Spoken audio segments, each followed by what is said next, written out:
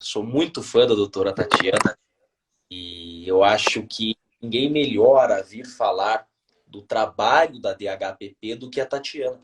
A doutora Tatiana tem realizado um trabalho ímpar. Já passaram inúmeros delegados competentes pela DHPP. Não há como negar, é uma delegacia especializada e os melhores vão para lá. Mas tive o prazer de conhecer o seu trabalho, doutor, e me impressionou muito a competência e a sua responsabilidade com os casos, né?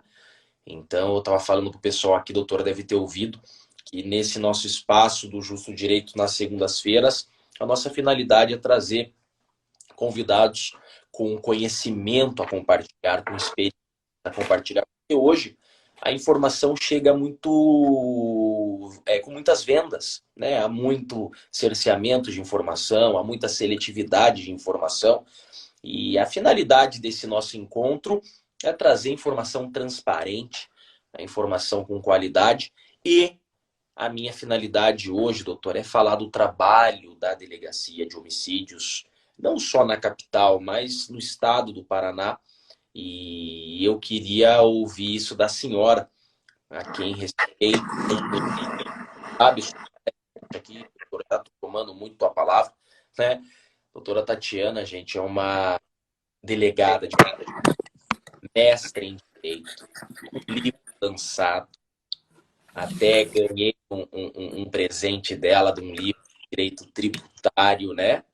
É uma doutrinadora, uma jurista ímpar. Então, além de uma excelente advogada, é também uma grande jurista, uma pessoa a quem se espelhar, uma mulher forte, representante das delegadas no nosso país. E por isso fiz questão de convidá-la e tenho que te agradecer, doutora. Prontamente aceitou meu convite. Sei que seus compromissos são muitos, e a senhora ainda assim prontamente aceitou meu convite. Peço desculpa, licença por te chamar de senhora, que no nosso dia a dia, né, sai no automático. Então, gente, olha só, tá aí a doutora Tatiana Guzelo. Mais uma vez, muito obrigado, doutora, por sua presença.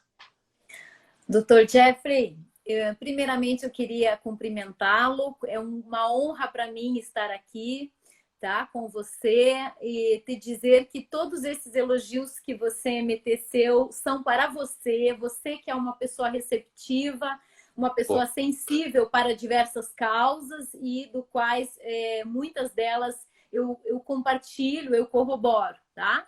Gostaria também de estender meus cumprimentos a todos os colegas que estão aqui participando e dizer que sempre é uma honra também tê-los aqui nas lives que eu participo, tá?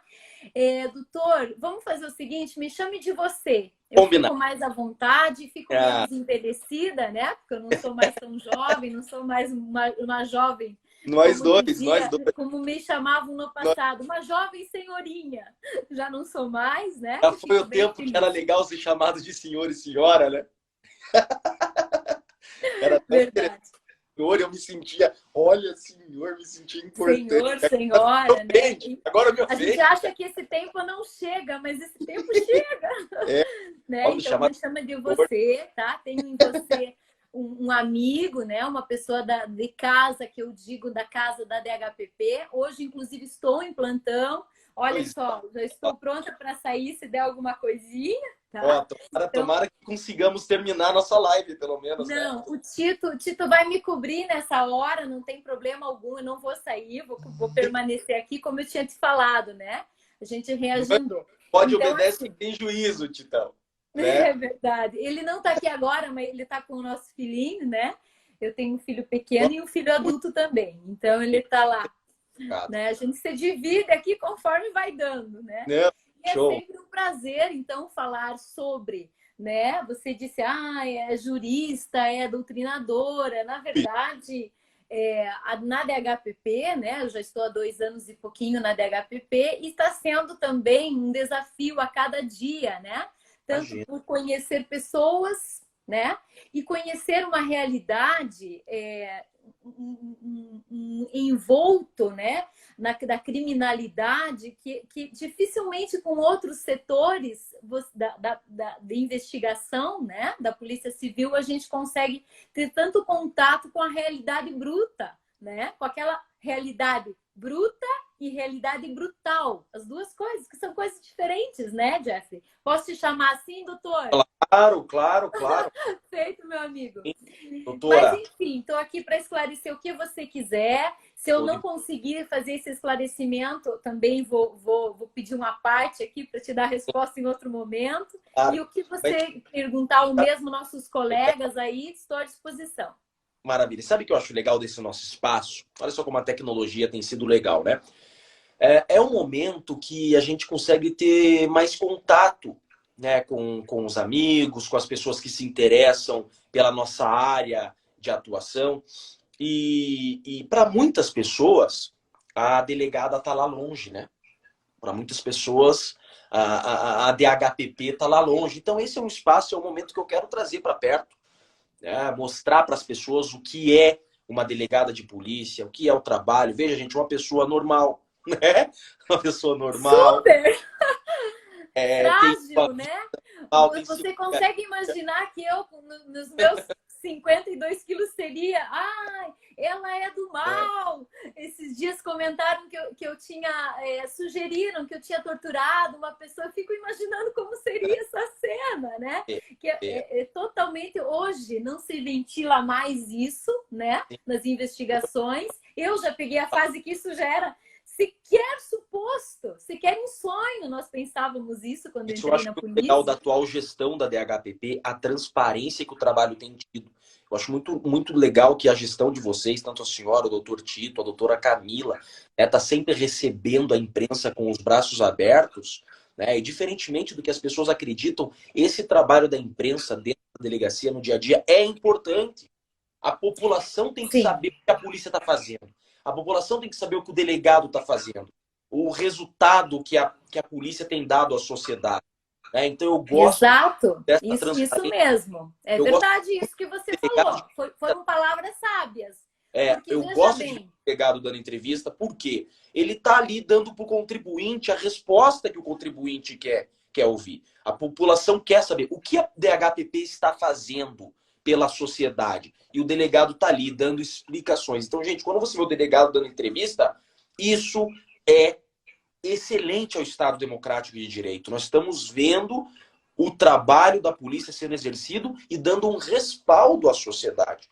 Claro que tem pontos que os delegados não abrem, claro que tem muita coisa que não deve ser aberto e vocês têm essa ética, mas essa atual gestão me surpreendeu muito com essa transparência e eu deixo aqui o meu aplauso e apoio.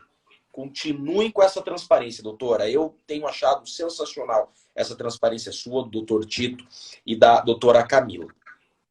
Nossa, até me sinto envaidecida agora. Acho que você exagerou, mas enfim, agradeço e saiba que as portas sempre estão abertas para qualquer um que queira fazer denúncia, para qualquer um que queira explicação sobre a investigação do seu familiar, tá? Só para deixar claro, a gente atende muitas pessoas no dia pedindo explicação, pedindo como está aquela investigação. São milhares de inquéritos policiais.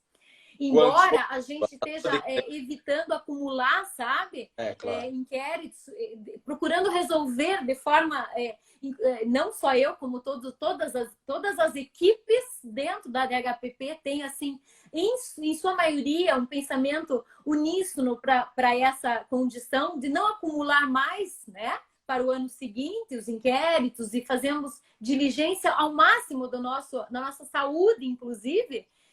Nós temos um passado, né, com bastante inquéritos parados, assim, com poucas atividades devido à falta de gente também, né? Nós não temos pessoas suficientes para investigar os atuais, ou do ano anterior, ou do ano anterior ao anterior. Então, o que vai para trás fica humanamente impossível. Mas mesmo assim a gente tem se esforçado bastante mesmo. E bem como também dar abertura plena a todos os advogados que desejam ter acesso à investigação. Isso é uma coisa assim que todos ali buscam fazer. Esse momento que já passou o momento de que o advogado não se escondia material. Isso é uma coisa bastante rara de acontecer hoje, eu diria, dentro da unidade que a gente trabalha.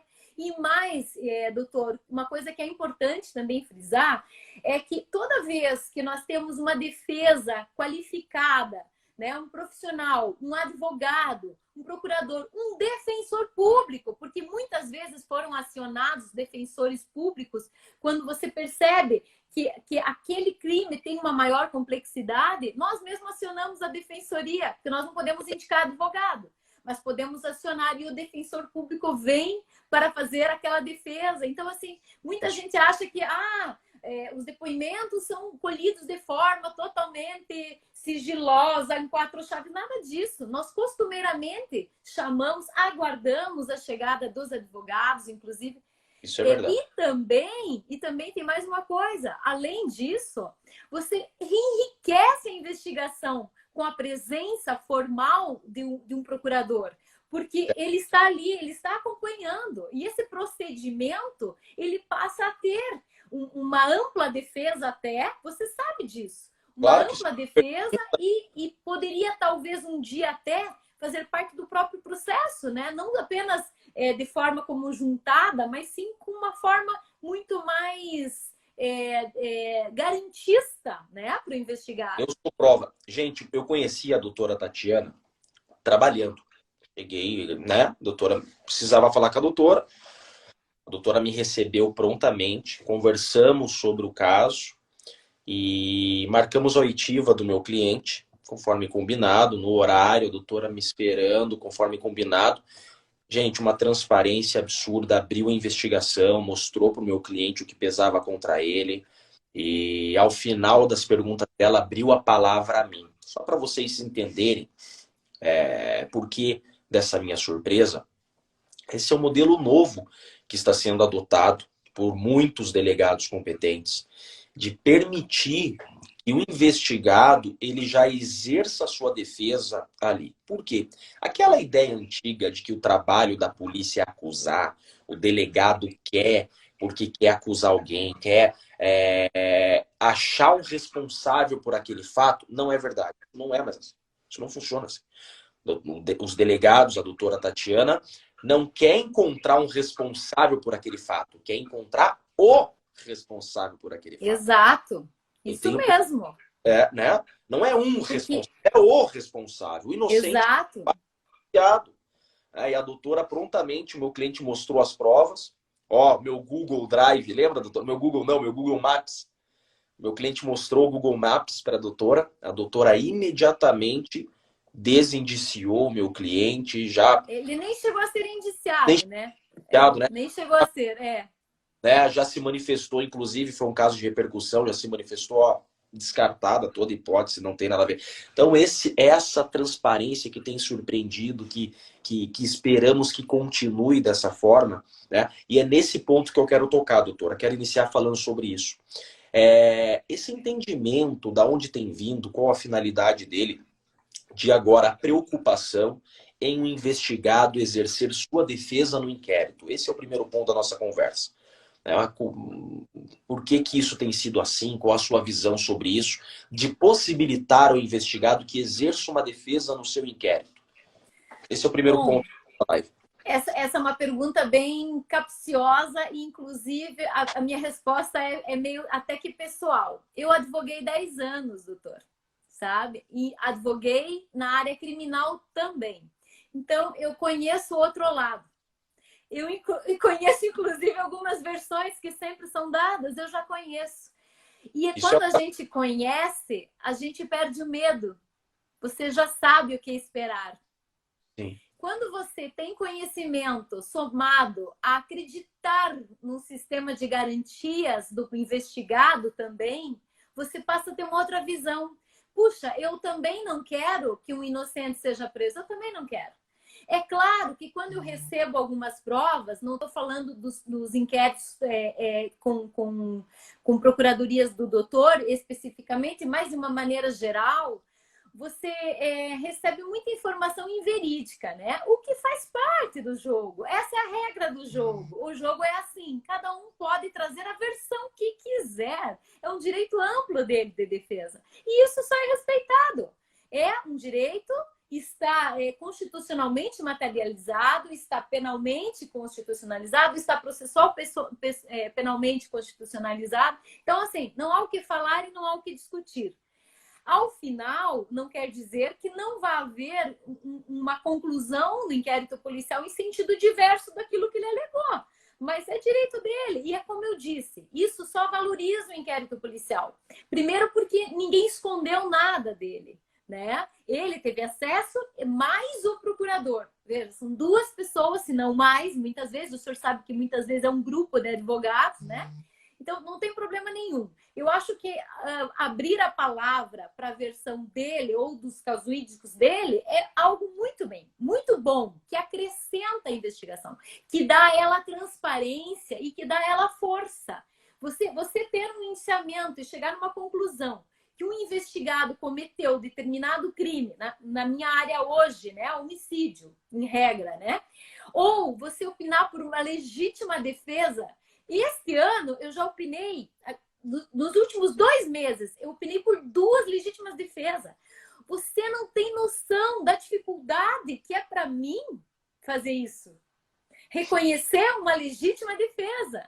Porque você tem que olhar muito, você tem que tentar entrar na mente de alguém.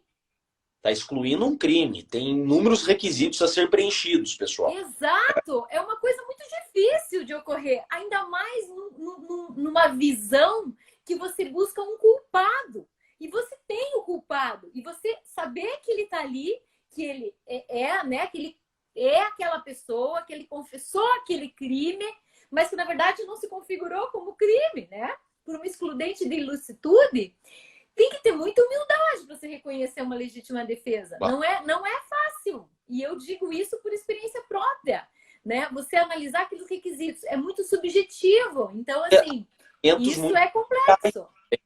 São elementos muito iniciais também, né? Muito mais fácil para o juiz reconhecer isso, porque ele vai ter muito elemento do que o delegado no início da investigação. Eu concordo. Sim, porque veja, cada investigação inicia para você com uma fumaça, uma nuvem, e você tenta olhar atrás daquela fumaça, os indicativos, aí chega uma versão para você, depois na sequência das diligências, chega uma outra versão, chega uma outra. Muitas vezes tem muitas linhas, e você ir descartando uma para investir o tempo que você tem que escolher o que você vai fazer, né? Não dá para dar conta de tudo, mas você escolhe. Nós escolhemos, eu na minha unidade, escolhemos sempre as atuais. Aquelas daquele ano, do ano anterior, até 2 anos. Depois disso, você não consegue mais dar o giro. Por isso que nós nos dedicamos, e temos ali na primeira delegacia de homicídios, né? Nós temos um método diferenciado de investigação, que quando eu estive, né, assumi a minha área, do qual eu sou titular, que é a primeira delegacia de homicídios da DHPP, nós assumimos uma investigação vertical. Eu chamo assim, né? O que significa dizer? Ocorreu um homicídio, todos vão parar tudo e todos vão se dedicar a essa investigação. Da maneira independente de horário. Acabou o horário, e todos vão se dedicar imediatamente para tentar êxito num tempo recorde. Porque depois vem outro homicídio e você vai fazer a mesma coisa e ele vai acabar ficando para trás. Elas estão ali, né, no calor dos fatos, né? Eu até ouvi de um perito, tem um amigo que é perito, ele fala, ó, a cena do crime fala. Ele fala. Sim, eu digo o seguinte, a última vez que aquela vítima falou comigo foi no local de morte. Foi na cena criminosa. Ela falou comigo pela última vez. Parece coisa de louco, mas é isso mesmo, não, né? É assim, é o último momento que a vítima tem de falar comigo. E eu tenho que ouvi-la, entendeu? Independente se é na minha área, quando eu estou de plantão, por exemplo, hoje, eu tenho que ouvir o que a vítima silenciosa me diz, sabe? E ela vai me dizer coisas e eu tenho que... A minha visão tem que estar aberta para ouvir. E isso é uma coisa que quando eu chego num local de morte, eu já me concentro. Não sorria, porque eu vivo sorrindo, né? Então, assim, eu tenho que chegar, não sorria, É, primeiramente, né? E se concentra, não sorri e se concentra, porque eu tenho a tendência de chegar cumprimentando os policiais, oi, oi, oi, tudo bem? E ali é um local de luto. Então, assim, no começo eu tive que me policiar muito sobre isso, porque eu tenho que ter respeito à família e àqueles que amam. E e a família, todos têm alguém a quem ama. a, Todo fa- mundo. a família normalmente chega também no local, né? Sim, ou a esposa, filho, pai, Esse é o mãe, ponto que eu vizinho. quero chegar. Eu coloquei num tema, um ponto da nossa live aqui, que é a preservação do local de crime, né? Aquilo que a gente chama Sim, de custódia. Eu quero chegar nesse ponto. Só claro. para terminar aquele ponto inicial. Então, a doutora deixou muito claro que é importante conhecer a versão do investigado, né? E eu Sim, pergunto para a doutora, a versão dada muitas vezes pelo investigado, a senhora, com a sua equipe, se aprofunda naquela investigação para visualizar se de fato é verídica aquela informação? Você se preocupa em saber se ele está falando a verdade? claro É que dada sim. atenção à versão do investigado? Isso que eu queria falar. É dada atenção à versão? Sim, é uma ótima pergunta também. Olha só, primeiramente, a gente tem que verificar se aquela versão dada pelo investigado, né, tem um mínimo de ser verdade. Porque muitas vezes o investigado, não estou falando dos seus clientes, doutor, mas Não. em geral, não só no homicídios, em qualquer área criminal que eu já tenha trabalhado, a tendência em aumentar algumas coisas, ter algumas coisas de verdade e muitas vezes ter criação, né? Em verdades, vamos dizer assim, que é direito da pessoa trazer isso, da forma que quiser. É um direito constitucional. Ela pode mentir, pode trazer qualquer versão, né? Como direito da ampla defesa. Então, Agora fica assim, nós sempre verificamos, temos obrigação de verificar esses pontos. Nisto, naquilo, naquele outro, é mentira. Tá aqui as provas ou indícios de provas, né? Por provas objetivas, por provas subjetivas. Então, nós sempre nos baseamos muito naquilo que é falado. Agora, tem uma outra questão, porque muitas vezes, quando o investigado chega no momento de escutá-lo, que em regra, com algumas exceções, embora o procedimento investigatório seja algo livre, de um procedimento ainda livre, que não existe um roteiro a ser seguido, como é o processo judicial, nós procuramos seguir, em especial eu procuro seguir aquele roteiro mínimo, né? Ouvir ele só no final, para que ele tenha ciência do que está sendo acusado. A lei não fala nisso no inquérito policial. A lei fala isso no processo, né? No inquérito policial é bastante amplo a atuação do delegado. Ele pode ouvir no começo, ele pode ouvir no começo e no final, ele pode ouvir quando quiser. claro. O delegado é livre. Ele é livre para buscar qualquer fonte de prova, onde for, desde que não viole a lei. Então, é amplo. O juiz e os procedimentos em CPIs, eles são o oposto. Eles só podem ser feito aquilo que a lei diz. O delegado é o contrário. Ele pode O fazer delegado tudo tem e uma qualquer coisa, idade maior, desde que a lei não proíba, claro, né? claro. Então, é dado ouvidos à versão do investigado.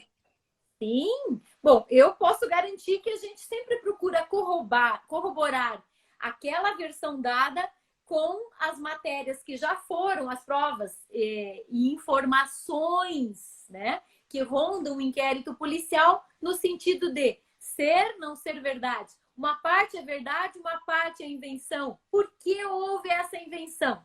Né? Daí começamos novas questões, os porquês, né? Eu sempre falo em sala de aula, né? Em sala de aula, a gente fala ainda de aula de processo penal. O interrogatório, e pode chamar assim no inquérito também, que é o momento que o investigado está sendo ouvido, corrija se eu estiver errado. O interrogatório é um momento de defesa, né? Então, o investigado, quando ele deseja falar, ele deseja contribuir com a investigação. Além de estar fazendo a sua defesa, ele deseja contribuir com a investigação. Então, eu sempre deixo claro esse sala de aula aqui, o interrogatório não é momento de se acusar. É momento que o investigado tem de se defender. Por isso que ele tem o direito de ficar em silêncio. Se preferir, se Sim, ele achar que o claro. que ele pode dizer pode autoincriminar, exerça o direito ao silêncio. Agora, se ele achar que pode contribuir em algo, que exerça o seu direito também de se defender. Por isso que eu coloquei esse ponto. Se o investigado, então, chega ali e pretende contribuir. Então, a doutora Tatiana vai levar em consideração o seu depoimento e vai, inclusive, tentar demonstrar a própria veracidade daquele depoimento. Exato, exatamente. Se estiver falando a verdade, inclusive, será posto isso no papel, né, doutor? E a verdade Claro que sim. Tudo prevalecerá. é colocado no papel, qualquer informação, né? Excelente. O E inocente. é muito bom quando o investigado fala, embora ele tenha o direito ao silêncio, isso é uma Claro, coisa que a gente frisa muito, é claro, sempre importante para a investigação, porque às vezes dá um outro norte claro, investigativo. Não claro. é nada disso, vamos começar tudo de novo. Né? Quantas vezes eu tive que começar tudo de novo, que estava totalmente errado, por informações que foram coletadas Depoimento do num outro investigado, sentido, pelo interrogatório do investigado, ele pelo ato contribui. formal de interrogatório. Né? Esquece tudo, é outro caminho, não é Ó, aqui. venho Né? prestigiar. Grande amigo Guilherme Rangel, participou da última live, contribui muito também, está aqui nos prestigiando. Verdade. Esse cara é muito bom. Esse Eu sou delegado é top, top. o Guilherme Rangel, muito amigo, muito competente também. Doutora, o que eu ia comentar aqui também, essa parte do silêncio é muito interessante também comentar. Vou trazer minha visão de advogado para a doutora e para os amigos. Sei que a doutora já advogou muito. Às vezes eu também oriento meu cliente a ficar em silêncio. E eu tenho até uma boa tese. Inclusive eu tenho prova suficiente de uma legítima defesa, mas ainda assim eu oriento a ficar em silêncio. Sabe por quê? No crime de homicídio, meu cliente vai ser ouvido 3 vezes. No crime de homicídio, meu cliente vai ser ouvido no inquérito pela doutora Tatiana, na DHPP. Ele será ouvido na primeira fase do júri pelo juiz de direito e ele será ouvido perante os jurados. Então, embora eu tenha prova desde o início de inocência do meu cliente, muitas vezes eu oriento ele a ficar em silêncio. Sabe por quê, doutor? Porque, querendo ou não, o promotor, lá no dia do júri, vai ficar caçando contradições no depoimento e fica se apegando só nas contradições aquele que quer acusar, não aquele que quer a justiça. Aquele que quer condenação, porque infelizmente ainda existem profissionais que são assim, né? Condenação é troféu, prisão é troféu. Sei que não é o caso da doutora. É verdade. A senhora já pediu quantas revogações de prisão temporária, né, de inocente. Então, veja, infelizmente há profissionais que buscam troféu, não buscam a justiça. Então, às vezes, a minha estratégia é o silêncio nessas duas fases e o único depoimento para que não haja um pingo de contradição. Porque, embora a versão seja única, às vezes pode existir uma pequena contradição pelo passar do tempo.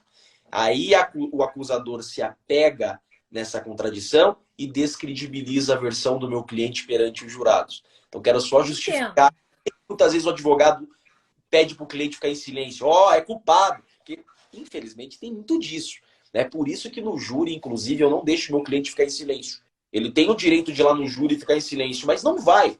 Porque, infelizmente, a lei assegura o direito ao silêncio, mas a população não interpreta bem.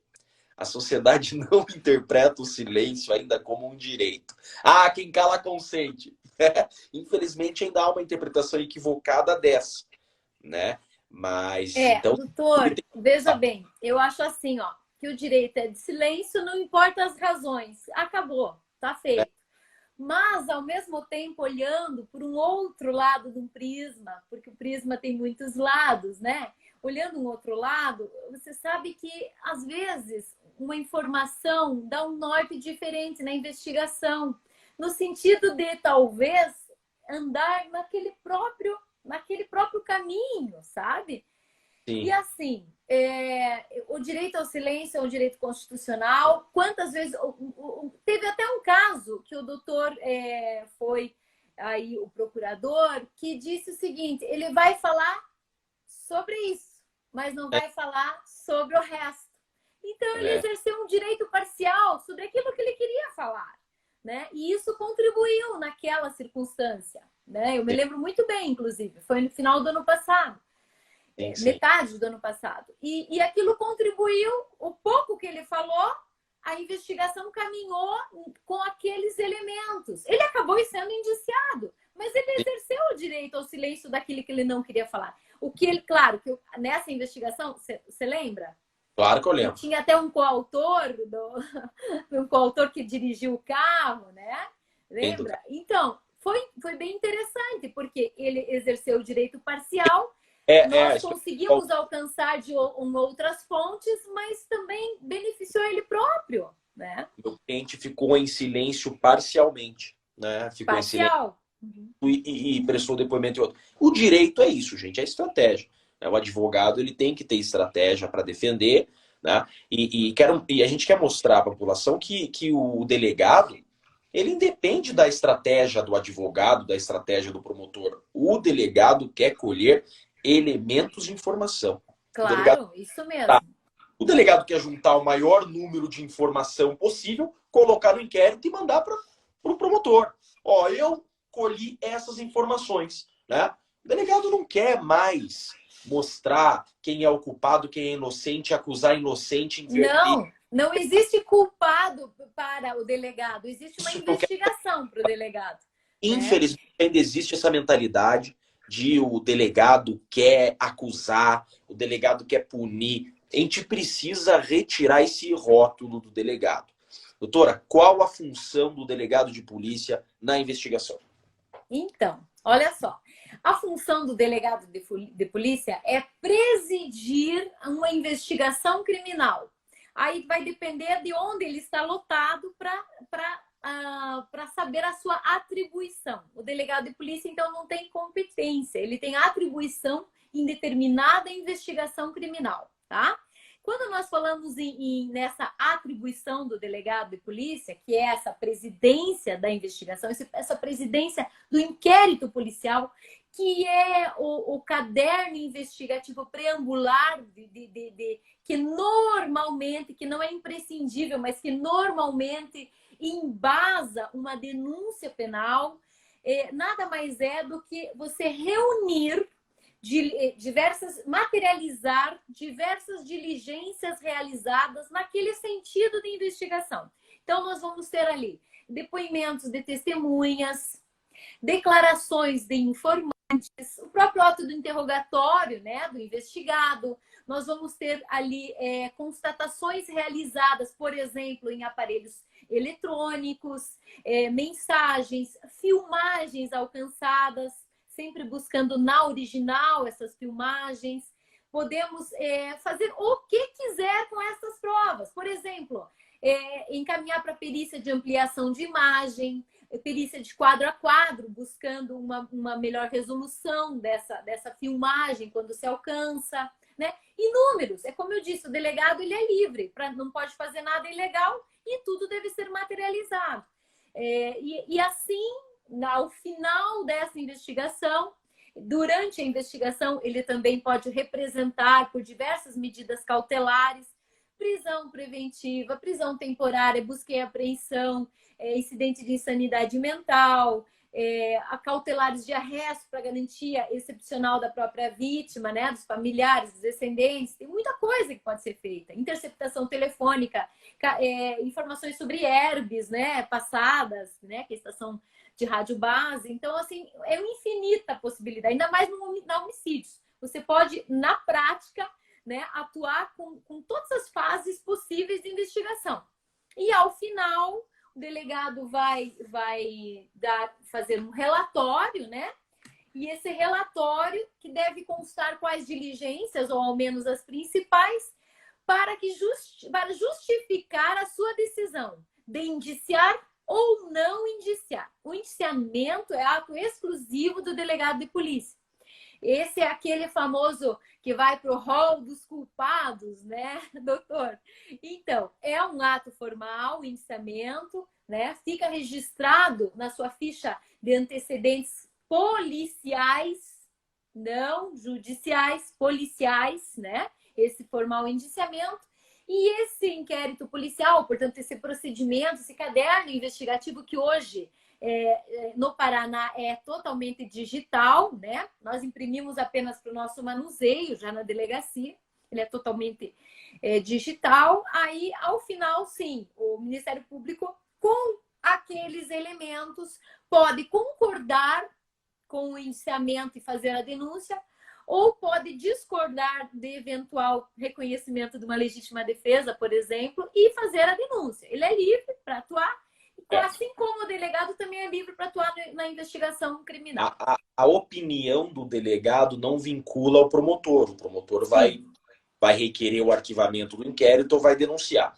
Mas muito interessante mostrar esse trabalho do delegado, que é colher informações. É descobrir, muitas vezes, quem praticou, por que praticou, os motivos, aquela autoria e materialidade inicial do caso, né? E esse é um ponto que eu queria pegar, da materialidade. O delegado é o primeiro contato. É o delegado que chega na primeira materialidade. E esse é um ponto que levantou muita discussão, tem levantado muita discussão, porque muito se fala hoje da cadeia de custódia. A nova lei anticrime, a lei de 2019, veio agora trazer expressamente no Código de Processo Penal essa cadeia de custódia. A gente quer a preservação do local de crime e a atribuição do delegado, né, doutora? Sim. Qual a preocupação com a preservação do local de crime? O que a DHPP tem hoje a respeito disso? A gente quer conhecer um pouco do dia a dia da DHPP na preservação dos locais de crime. Então, a Lei 13.964, né, de 2019, trouxe uma série de alterações para nós também. Inclusive essa, né, trazida aí pelo artigo 158A, B, C, né, etc., né, no Código de Processo Penal.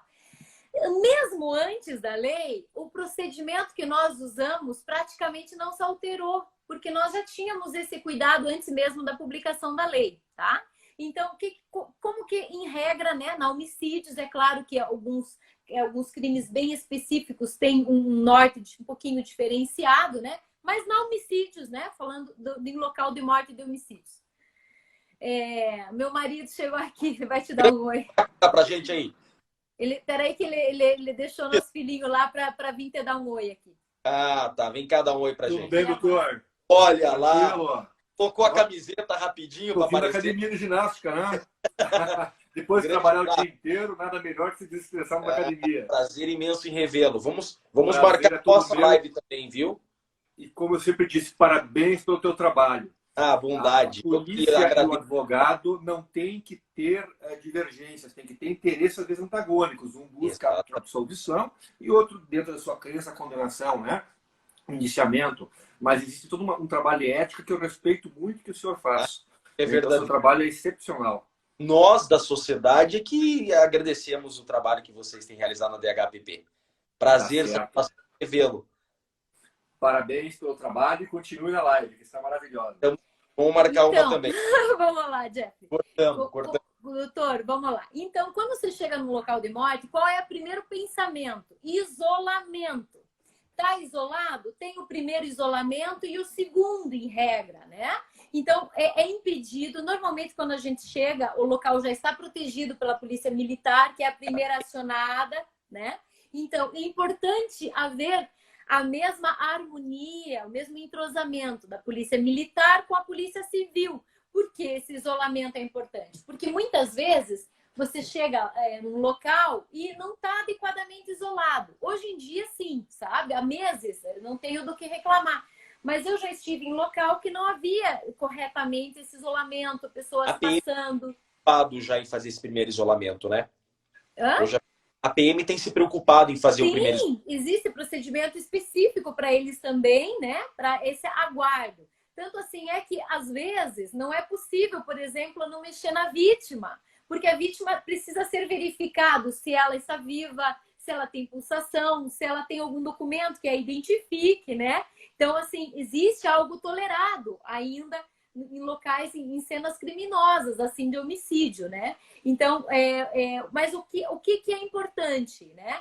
Que não se encoste em nada, que seja feito o mesmo trajeto do caminhar para evitar que seja pisado em estojos, e mesmo outras coisas que num primeiro momento não se vê, em especial à noite, que a iluminação já é precária. Então, depois chega os investigadores com a própria perícia de uma iluminação melhor.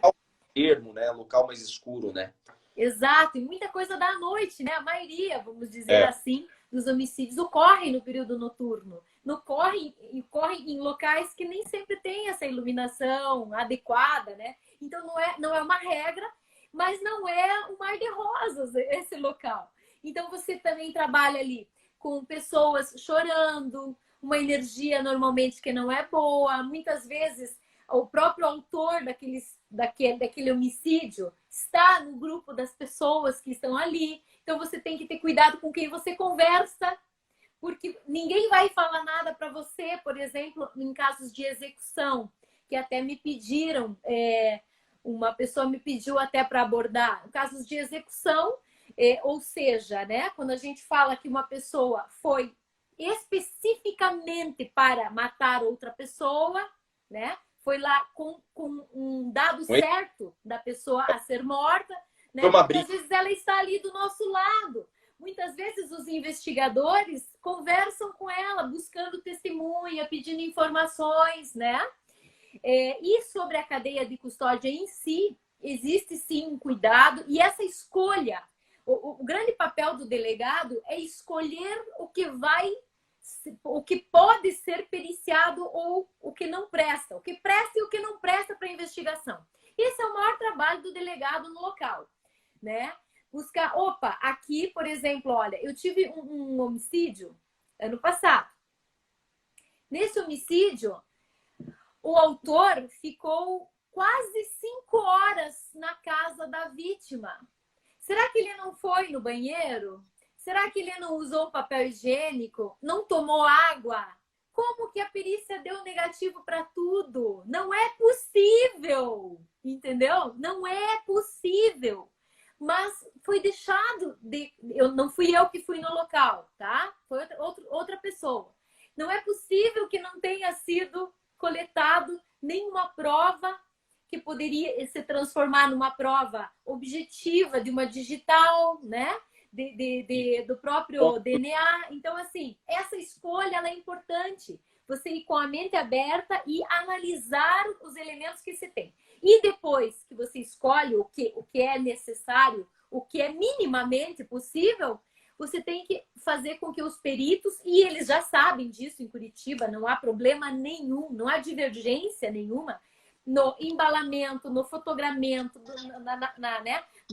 no registro de onde foi tirado aquele objeto na cena criminosa, para que você primeiro você prove cabalmente que aquele objeto que vai ser apreendido estava ali, né? Não foi colocado posteriormente. E que ele seja preservado, embalado de forma adequada, lacrado de forma adequada. Celulares apreendidos devem ser colocados no modo avião, desligado o Bluetooth, para que não receba influências posteriores, né? E não prejudique, não contamine uma prova futura, que pode levar, sim, a uma elucidação possível, né? Que legal. Doutora, um amigo falou que meu áudio tá ruim. Tá me ouvindo bem? Eu tô ouvindo bem. Ah, tá Às ótimo. vezes corta. Às vezes pode ser minha internet também. Doutora, legal. Então a preservação do local de crime, além de se isolar, é também selecionar o que serve e o que não serve. Exato. Essa é a grande questão. Eu gostei, eu achei muito interessante. E é um outro ponto que eu acho interessante, que também além de selecionar o que é importante ou não, é um outro órgão do Estado que vai ser responsável por analisar esse material, né? Tem isso também. Sim. É legal explicar para o pessoal. Tem a DHPP, né? Que é a Polícia Civil, uma delegacia da Polícia Civil, mas daí vai para o Instituto de Criminalística ou vai para a Polícia Científica. Explique para nós essa diferença dessa análise a posteriori. Então, a doutora separa o material e encaminha para onde? Né? Tá. Quem vai ficar com esse material? No Paraná, tá? Santa Catarina é diferente, Minas é diferente, tá? No Paraná existem 3 polícias estaduais. a polícia militar, a polícia civil, que eu faço parte, e a polícia científica. A polícia científica é uma polícia totalmente independente da civil e da militar. A ela cabe a obediência às requisições formuladas pelos delegados de polícia no tratamento, na coleta, na análise de qualquer vestígio que possa contribuir com qualquer investigação. Então, vamos lá. A delegada apreende o celular da vítima, que é coletado na hora ou que é apresentado depois pelos familiares. Apreende o celular da vítima. A delegada tem que fazer um ofício requisitando as perícias no sentido A, B, C, data de tal, tem que especificar. Então o perito não sai periciando o que ele quer e o que ele acha que deve fazer. Por exemplo, aqui esse copo, né? Uhum. Já está com a minha digital, já está com a minha saliva, então já tem meu DNA. Um copo num local de morte. É muito importante que ele seja periciado. A digital que estava no copo é da vítima, não é da vítima? Então, o delegado diz, olha, tem um copo ali. Apesar que hoje os peritos já olham, já imediatamente registram, já vão isolando, já está tudo no automático. Mas claro, mesmo assim, olha, eu quero que colete isso. Eu vi que você não coletou, mas eu gostaria que você coletasse. Vamos fazer a papiloscópica, que é a digital, né? A perícia papiloscópica. E vamos fazer também o exame de DNA. Aí, no ofício posterior, ou mesmo no próprio corpo da solicitação disso, né? Pelo CEPOL, eu já posso solicitar isso. Isso em Curitiba, né? Senão, em regra, é via ofício. Então, nós oficiamos a perícia que nós queremos para aqueles objetos. Entendeu? Legal, que legal. Agora sim, a doutora pede, então, requisita, né? Direto ao perito. E esse perito... eu oficio sempre o setor responsável lá na Polícia Científica. Na Polícia Científica. Lá na Polícia Científica vai ter, então, o IML, né? Então, o IML vai fazer os laudos de necropsia, que vai ter um ofício solicitando, tanto através do CEPOL, acionamento via rádio, e posteriormente vai um ofício solicitando esse laudo de necropsia. Mas eu quero saber se a vítima tinha usado algum entorpecente. Eu tenho que solicitar, entendeu? Tenho que requisitar isso. Olha, eu quero no cadáver a perícia do toxicológico e de alcoolemia. O delegado comprometido faz toda a diferença. Eu acredito que sim. Da mesma forma que um advogado comprometido faz a diferença numa defesa, da mesma forma que um magistrado comprometido, eu acho que pessoas comprometidas que sabem o seu papel naquele local vai fazer a diferença. Naquele ciclo, naquela bolha, mas vai fazer a diferença ali, sabe? E eu acho assim, você nasceu para isso. Eu não nasci para isso. Eu fazia balé quando era criança. Na escola de polícia, as pessoas pediam: o que vocês fizeram quando era criança? Eu fiz judô, fiz jiu-jitsu, fiz não sei o quê. Eu falei, eu fiz balé, né? Eu nunca imaginava ser delegada de polícia. Mas quando eu descobri e me identifiquei com isso, porque eu quase saí da polícia quando eu entrei. Quando eu descobri que o delegado de polícia não precisa ter necessariamente força física, ele tem que ter força de vontade e um intelectual mínimo. E, se possível, um desenvolvimento emocional, um coeficiente emocional para trabalhar, porque você tem que ter uma paciência. Principalmente. Então, assim, se você tem isso, você é capaz de exercer isso. Eu posso não... Hoje em dia, você não fala mais em força física, né? Isso você pode requisitar as outras forças físicas, né? Para cumprir mandados, para cumprir uma prisão, para ter as cautelas necessárias. Aí você diz assim, você não participa de operações? Sim, eu participo das minhas operações, das operações da própria unidade.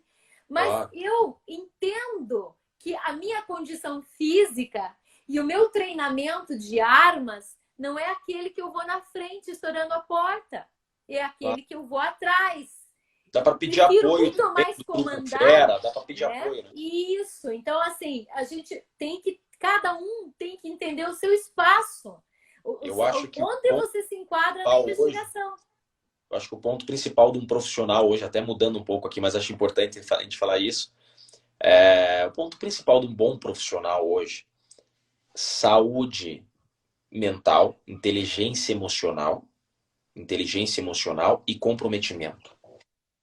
Ou falta inteligência emocional ou falta comprometimento. É muito difícil. Hoje tem que conciliar isso muito bem. Agora, legal, ficou muito bem claro que faz toda a diferença aquilo que o delegado enxerga ser necessário. Então, deixar claro, gente, esse local de crime que o delegado faz é o que deve ser periciado, o que deve ser apreendido. Então, esse é o primeiro filtro que o delegado faz, né? E faz muita diferença. Esse é o segundo ponto. Ficou muito claro isso. Agora, doutor, após tudo isso, como funciona a elucidação, como está a elucidação dos crimes no Brasil? Isso é uma preocupação, acho que, de todos que estão nos assistindo. Entendemos o trabalho do delegado, entendemos a função do delegado. Agora queremos saber das elucidações. Essas perícias voltam positivas, né? Os inquéritos concluídos, tem processos, autores condenados. Explica para nós como que está a elucidação dos crimes de homicídio da HPP. Tá.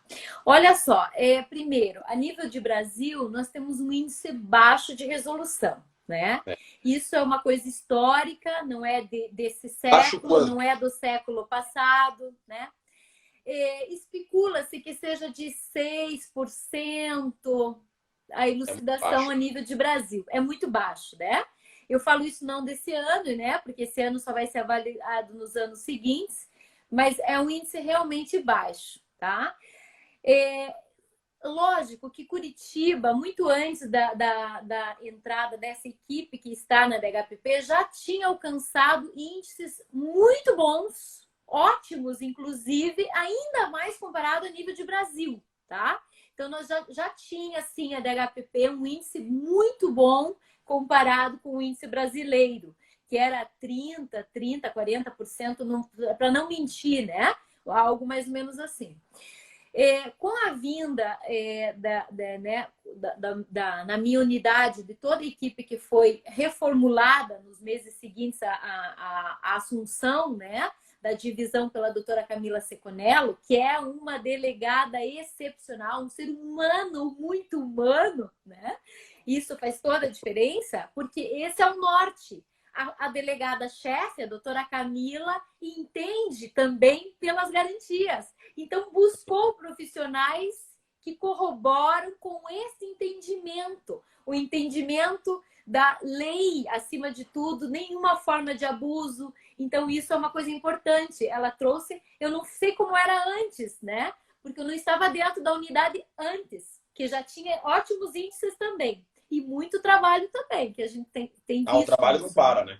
Não para. Mas assim, ó, na DHPP, nós alcançamos, nesses últimos 2 anos, índices muito bons. A minha unidade, que eu posso falar porque, né, os números são feitos por mim, quase todas as investigações passam por mim e todos os números passam por mim. Para falar a verdade, os números são eu mesmo que faço. Então, não existe como me enganar, porque eu estou ali e sei, né? A gente considera que aquele homicídio específico, ou tentado ou consumado, né, tem resolução quando existe uma prova, não indício. Existe uma prova, pelo menos uma prova, de que foi aquele autor, tá? Normalmente, a gente busca mais de uma prova, não indício. Indício é algo, a meu ver, na linhagem, né? na corte aí das provas, o indício é um indício, não é uma prova, é um indício de prova. Né? Então, assim, isso é uma coisa importante. E nós passamos de 90% do ano passado, e infelizmente não é 100%. Ainda estamos trabalhando nos homicídios não solucionados, que são poucos na minha unidade, no ano passado, no ano retrasado, né?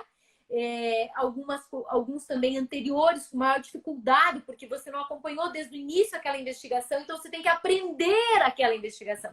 E aí você demora tempo, né? Mas já solucionamos aí quase 30 homicídios anteriores a 2 anos também, nesses últimos meses, né? Só da minha unidade. 90% então, nós temos de elucidação. 90 e quase 92%. Pena Mas nós que não vamos melhorar esse é índice isso, ainda né? esse ano, do ano passado. Vamos melhorar. Esse ano, a minha unidade, hoje, inclusive com os 2 homicídios da minha área, né? Atuba e Cachoeira, que foi esse final de semana, hoje, um dia inteiro de trabalho muito árduo. Inclusive, eu cheguei um pouco antes aqui da live. Nós derrubamos os 2 já desse final de semana. Então, esse ano, nós já estamos com 100% Hoje foi de 100%. resolução. Oi? 2021 está com 100% já. Está com 100%. Até os desse final de semana e os tentados também, os homicídios consumados e tentados. E o que então, a doutora assim, atribui esse sucesso? Então, olha, o sucesso é agora. Amanhã ou depois pode surgir Não, algo joga diferente, limpo, joga tá? limpo. Por quê? Então, Nós assim, temos que é um aprender com os sucesso que acertos. pode ser provisório, esse sucesso, né? Porque as elucidações são como os homicídios, eles são sazonais, né? Uma hora vai ter mais homicídio, uma hora vai ter menos homicídio. E isso é a investigação também. Tem horas que você alcança mais sucesso, tem horas que você alcança menos sucesso, né? Então, tem um mês que você resolve menos, tem outro mês que você resolve todos, né? É sazonal. Eu atribuo assim a você, infelizmente, vou dizer, mas é abrir mão das folgas, né? Eu não uso folga há muitos meses, às vezes eu até uso assim meio período, e você estar ali. E você tenta, na conversa que você tem, porque você, veja, você me conhece pessoalmente, existiria alguma forma de eu fazer alguma pressão física em alguém? É claro que não. Nós conseguimos alcançar alguma coisa conversando, sempre na paz, na boa vontade, para que aquele receptor, a pessoa que fala comigo, também perceba que existe boa vontade da equipe, que está indo atrás, que foi no local várias vezes, que busca oferecer proteção, porque sabe, doutor, o senhor é uma pessoa muito séria, mas tem muito advogado, eu não estou intitulando aqui um outro, são raros, mas claro, existem tem profissionais bons e profissionais ruins em tudo. Advogados que informam sobre testemunhas sigilosas, instigando, inclusive ameaças a estas, né? Então nós temos assim, se nós olharmos bem, e eu falo porque, veja, eu advoguei, eu sei o que é isso, sabe? Então muitas vezes a gente fala assim, é aquela diferença de advogado bandido e advogado de bandido, que são coisas diferentes, né? Mas enfim, tô vendo aqui que a live tá em cima do horário, fique à vontade para. Não sei se eu respondi tua pergunta, doutor. Ela passa um pouquinho, não encerra mais agora que nem antes. Antes era assim, né? Você ficava olhando os segundos, bum, sumia. Agora ela dá uma eu participei de algumas assim. É o sufoco. Antes que exploda tudo, deixa eu parar de falar, tá? Não, mas tá sensacional. Agora, sim, já estamos encerrando. Não quero tomar teu tempo, sei que você tá aí no plantão. Não, o meu tempo é seu tempo. Tá com plantão aí, já, né? As perícias têm contribuído também com esse resultado? A senhora acha que a perícia é importante? Porque o povo acha que a gente vive CSI, né? E no Brasil não é assim. Há muita limitação na perícia. A perícia é muito importante, tá? Tanto uma perícia bem feita no próprio cadáver, quanto uma perícia feita no local, uma perícia feita nas provas alcançadas a posteriori, né? Na investigação desse segmento. Então, tem a investigação, em regra, se divide em 2 etapas. A investigação do momento, do local, e a investigação de segmento, que é aquela que se dá depois das primeiras horas. Algumas vezes a gente consegue encontrar o autor e prender ele em flagrante. Então, é essa primeira investigação. E a de segmento é aquela que vai confrontar as versões de um, as versões de outro, verificar a análise, como você bem disse antes, tá? Então, nós temos assim que entender que quando nós fazemos, quando a perícia, a polícia científica, no caso específico do Paraná, consegue alcançar uma prova objetiva, né, uma ampliação de imagem que denota ali a placa do veículo utilizado, entre diversas outras, um mundo infinito de possibilidades, sem dúvida isso fortalece aquela investigação. Porque vai além da opinião só do delegado ou só daquela testemunha. Você corrobora com os demais elementos. É importante, né? O senhor é professor, o senhor sabe, então, eu também fui professora universitária por anos, sabe? o senhor sabe que o direito em si, ele é uno. Quando você vai estudando, vai havendo um amalgamamento do conhecimento, onde uma coisa se liga à outra, que está interligado à outra de uma forma incrível. A perícia vem corroborar um depoimento. Isso! É a mesma coisa, que vem a completar o quebra-cabeça que faltava, às vezes, de alguma dúvida. É essencial, né? Ou mesmo para proteger, às vezes, um investigado que não estava ali na cena criminosa. Também pode acontecer. Pode acontecer um leque de qualquer coisa.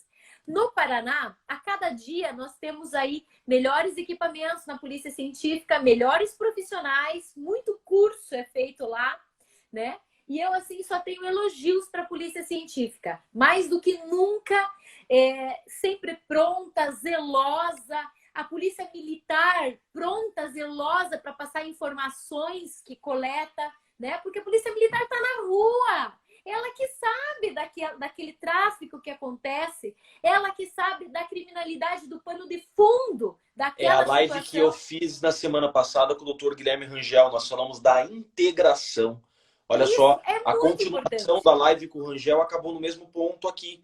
Lá a gente falou da necessidade da tecnologia e da integração. A mesma coisa aqui, o avanço das perícias e a integração das instituições. Toda soma, tudo que soma para a elucidação tem contribuído à elucidação dos crimes. Sim, sim. É isso mesmo. Mas, enfim, tudo isso nós caminhamos num direcionamento muito bom dentro do estado do Paraná. Eu falo da minha unidade, mas também de outras unidades, cada vez profissionais mais vocacionados para aquilo. Sabe, doutor? Eu acho assim, que o ser humano é uma fonte inesgotável de energias e ele pode se adaptar a várias profissões. Mas tem algumas que, se ele se encontrar, ele não vai trabalhar, ele vai só se divertir. Eu digo que o pessoal da minha unidade, eu visualizo que eles gostam daquilo.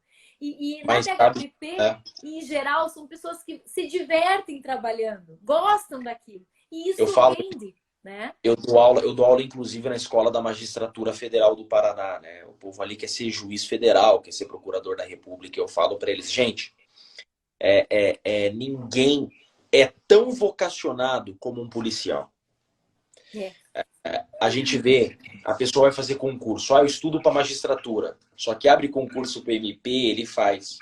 Abre concurso para defensoria, ele faz. Abre concurso para procuradoria, ele faz. O policial, ele estuda para ser policial. É verdade. Mas por que eu quero ser polícia? Então não adianta. É o público mais vocacionado para o que faz. Não é fácil. O salário não agrada. O trabalho é só para quem realmente gosta.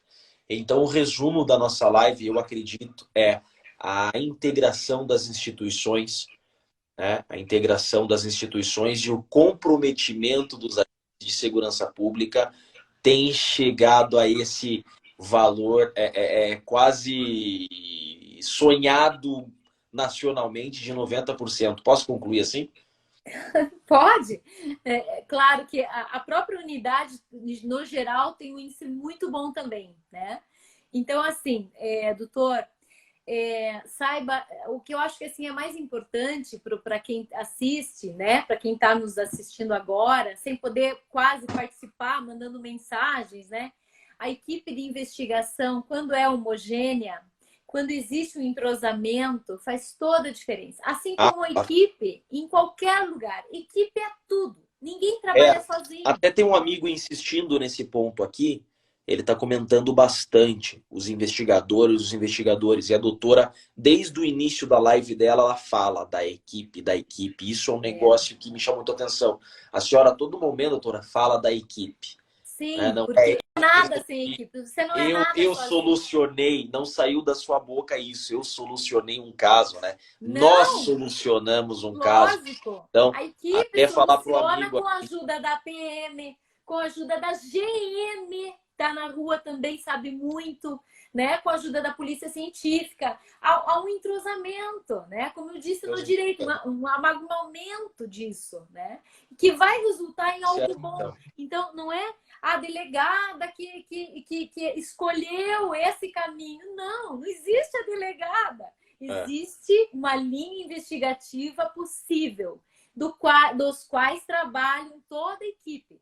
Há delegados, os investigadores, o escrivão de polícia, os plantonistas, quando atuam no primeiro momento. Equipe é tudo, né? É como uma família. Você sem a tua família, você pode viver só, mas você não vai alcançar a plenitude se você não dividir isso com alguém, né? Isso é o meu pensamento, é pessoal, né?